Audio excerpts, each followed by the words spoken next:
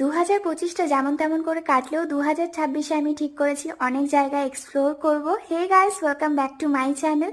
তো আমরা যেহেতু অনেকটাই রাত্রে বেরিয়েছিলাম কলকাতা যাওয়ার জন্য, তাই ফার্স্টেই শক্তিগড়ে একটু হল্ট নিয়ে নিয়েছিলাম। সাথে আমরা নিয়েছিলাম গরম গরম চা আর চিজকর্ন স্যান্ডউইচ। স্যান্ডউইচটা কিন্তু খেতে ভালো ছিল। সাথে নিয়েছিলাম একটা অরুণ আইসক্রিম। এটা কিন্তু আমি ফার্স্ট টাইমই ট্রাই করলাম, আমার কিন্তু বেশ ভালো লেগেছে।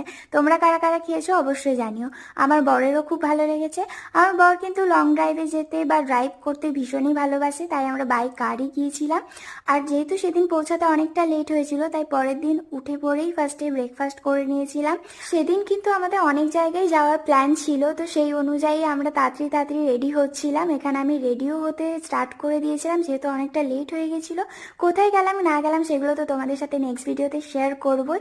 তো তোমাদের নিউ ইয়ার কেমন কাটলো অবশ্যই জানিও। সকলকে জানাই হ্যাপি নিউ ইয়ার। দেখা হচ্ছে নেক্সট ভিডিওতে। Bye bye.